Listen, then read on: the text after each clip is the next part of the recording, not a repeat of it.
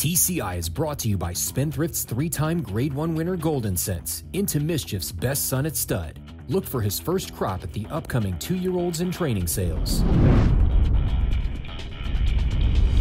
Welcome back to TCI, your inside track to the Triple Crown. Alongside Joel Cunningham, I'm John Siegel. Well, Joel, we got a few races to recap and then a couple to preview. Let's start off with the Withers. It's a race we do not have a replay for, but Avery Island, a horse that you really like, he wins this race impressively. Tell me, what you think of his performance? You know, he's a horse that I saw him break his maiden last year, John. He took a lot of money. He won the Nashua. I was not impressed with that field, so I didn't give him a lot of credit for that.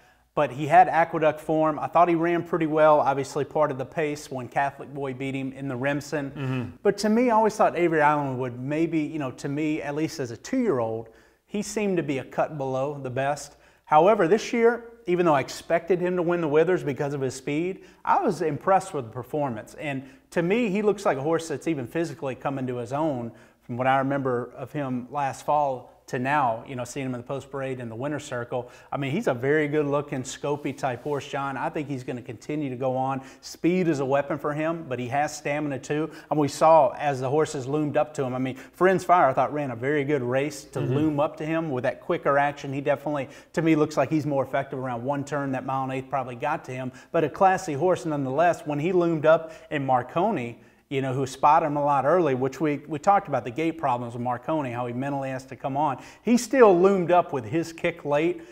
And for Avery Island, who had that tactical edge, I'll give him credit, you know, for that. I think that was the key here. But for him to still kick away along the inside, I was pretty impressed with the performance. I mean, it wasn't a super fast race. I think they got around an 89 buyer in here. I just think he's a horse with some upside. I mean, right now, the Wood Memorial, who knows who's going to ship him for that. It's a grade 2. Sure. It's a couple months away. But I would definitely say Avery Island's that horse to beat in the Wood Memorial, and a very deserving horse that could creep into that top 10 picture in the future. All right, I know last week you told me he was right outside the top 10, but you think still kind of staying out there for right now? I'm keeping him outside the top 10 for right now, John. I still need to see more, but I think higher of him now than I did as a 2-year-old. I mean, I thought he was clearly second tier next to Entice for that Godolphin operation. I actually think now he has quite a bit of upside, and I like his tactical style and the ability to finish. I mean, again, when those horses came to him, I like that he kept on going there. And again, physically, I think he's come together. I think he's a little more promising than I initially wanted to give him credit for. All right, let's go out to California now. Let's talk about the Robert Lewis. You know, a little surprise in here. We see a horse named Lambo. He's the son of Gradar. Yeah. Tell me, what did you think of his performance in here? I know we have a race replay, but walk me through the stretch and tell me what you think. I mean, we talked about how we didn't think this was the greatest field coming in, but still, anytime you go around 2 turns for the first time and run this well and finish clear of the field, I mean, you have to give the horse credit. It's still a graded stakes in California. You know, he's facing stakes accomplished type horses in here. So the horse is finishing up strong here. I give him a lot of credit for stretching out successfully. Again, how good was the race though? You know, speed is always good at Santa Anita. You know, particularly a horse that fires like that, John. Obviously handled 2 turns, probably moved up. Speed figure was okay. I think he got an 86, 87 range for the race, which we know those California speed figures are typically a little faster with the tracks out there. But he's an interesting horse. We'll see. He'll really get an acid test in the future. I mean, the Bolt d'Oro, all the heavy hitters, McKenzie, Solimini, he dodged those horses in this one. Next time out, I think he's going to have to face them. We'll learn a lot more about Lambo then. All right, let's go to Gulfstream, and this was really kind of the race of the weekend, just because so many horses that were on TCI top 10 were in action in here. You know, it was a little bit surprising again to see, you know, the winner in here, but take me through the stretch here. Let's talk about this race, and then we'll look at the TCI top 10. Well, you had to be impressed with the winner, Audible. I mean, Windstar Farm, Pletcher sneaked this horse in, New York bred. And, you know, they actually took some money, probably the connections more than anything than the form. I mean, 3 to 1 in here. He obviously was a formidable horse. You didn't expect him to separate like that. Now, big question mark about what you think of Audible going forward.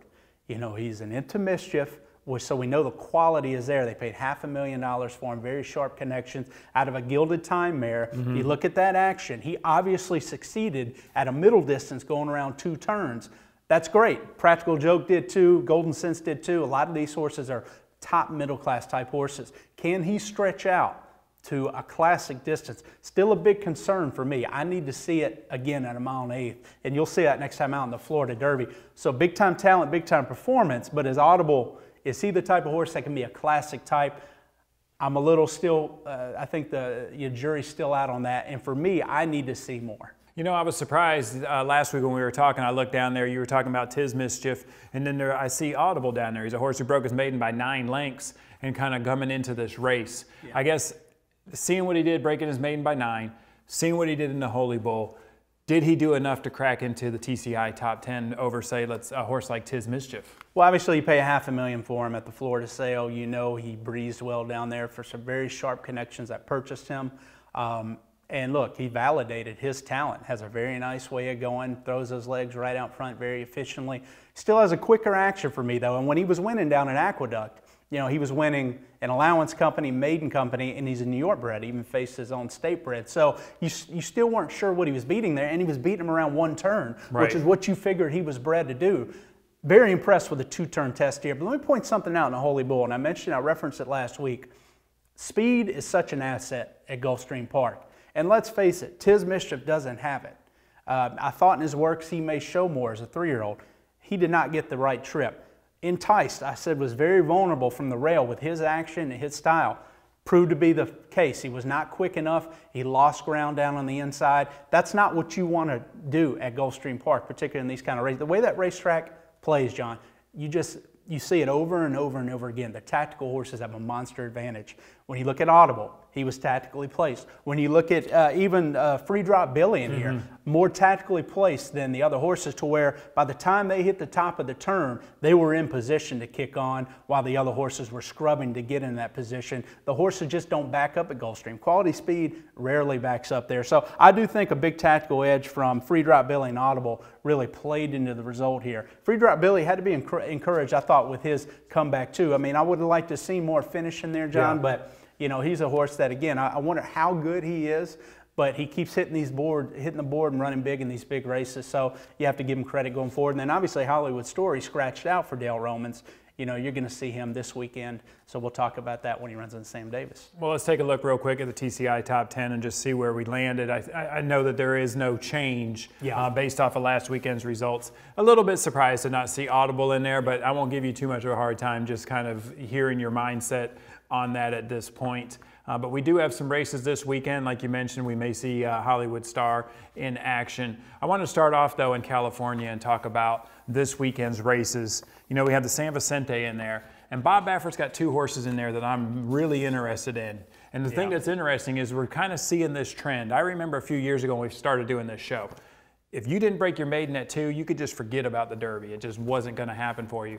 Both of these horses have broke their maiden already in this year as 3-year-olds, but they look like they're serious talents. And of course, I'm talking about Axeman and Nero. Tell me, what do you think about it? Well, full disclosure, the reason we're talking about the San Vicente in this show was, quite honestly, I thought Zulfikar was going to show up in this field and be the horse to beat for Bob Baffert, a horse that was very impressive last year as a 2-year-old and has been working just lights out in California.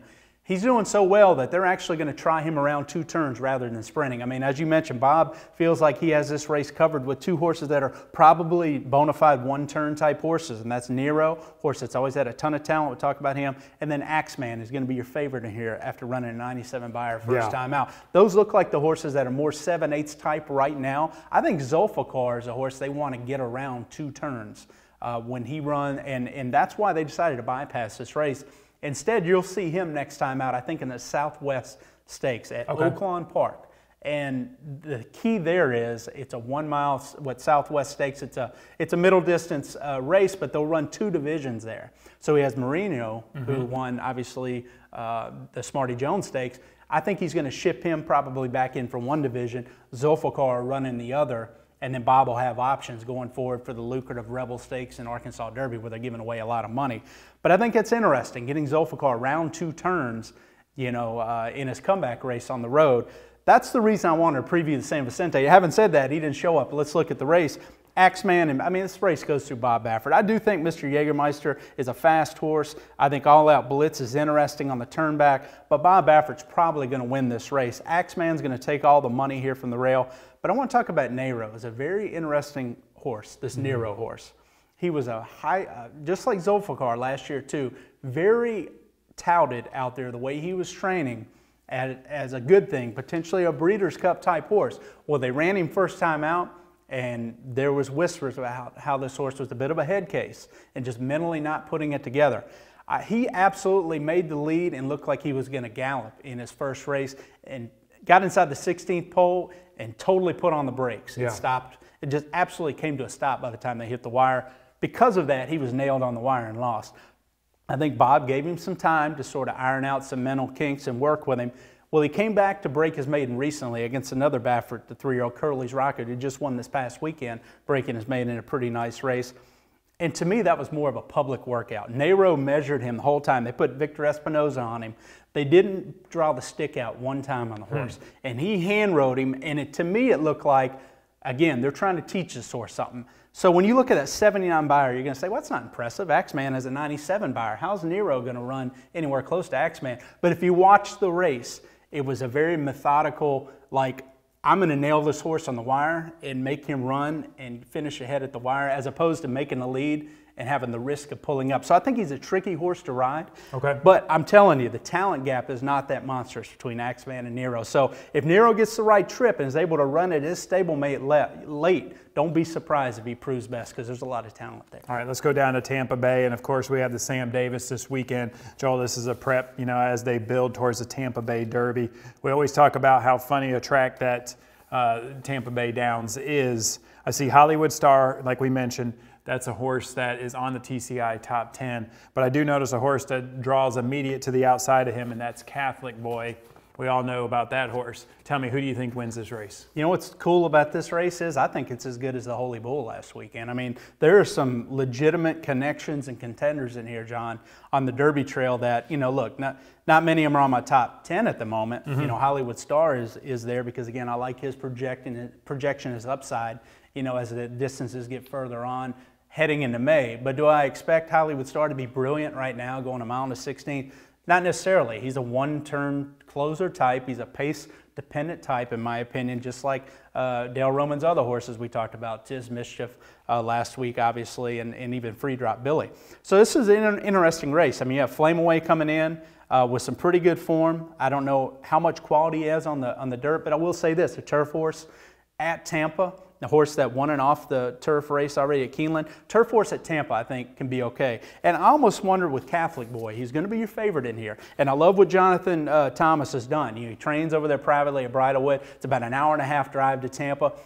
He has driven this horse all the way to Tampa for a couple workouts just to get him acclimated with the surface, see how he moves over it. I think they brilliantly campaigned this horse, because if he is a touch of a turf horse, that Gulfstream track, or excuse me, that Aqueduct track in the Remsen fit him perfect, because it was completely dead at the end of the meet, you know, last fall at Aqueduct. It was completely a dead track, and I think a turf horse like him, a big, strong horse, probably moved him up a little bit. And it made you think, okay, well, this is a bona fide dirt horse. And maybe he is. We're going to find out. He's always trained well on the dirt. I just think coming out of the Breeders' Cup, that was a good setup for him that day against Avery Island in that group. And again, coming back at Tampa, I think he can handle this type of dirt track as well. The question will be, going forward after the Tampa Bay Derby, you know, how's he going to do when the tracks tighten up and he gets on some of these tracks are a little tighter. It'd be very interesting to see for Catholic Boy. I do think he's probably the horse to beat, and even though he's given up 6 pounds in here. Hollywood Star, he's a closer. I expect Catholic Boy to be mid-pack in here. Vino Rosso, I wasn't impressed with his allowance race last time out at Tampa. Highly touted son of Curlin, great connection with Rapoli Stable, St. Elias Stable. You got Pletcher Velasquez, but I thought his allowance win, it wasn't always dreaming like, in my opinion, like last year. I actually not real impressed, but he's so tactical. I think he can make an impact in here. I mentioned Flame Away. The horse that I think is very interesting that could win this race, John, is another horse coming out of that Remsen, horse by the name of Vouch. I mean, he was only making his second start in the Remsen. He was part of the speed in that race, kept on decently. I mean, they paid $230,000 for this horse. As a weanling, he's a son of Yes, It's True. I mean, you never see horses sell like that, you know, from that type of stallion as a weanling. And sharp connections are in on him. Lyle Stables, Three Chimneys Farm, Arno Delacour, obviously his familiarity with Tampa. So a horse that broke his maiden impressively first time out. Now I find it interesting. They ran a Yes, It's True, a mile to 16 first time out. So he obviously gets a lot of stamina from the Tisnow side.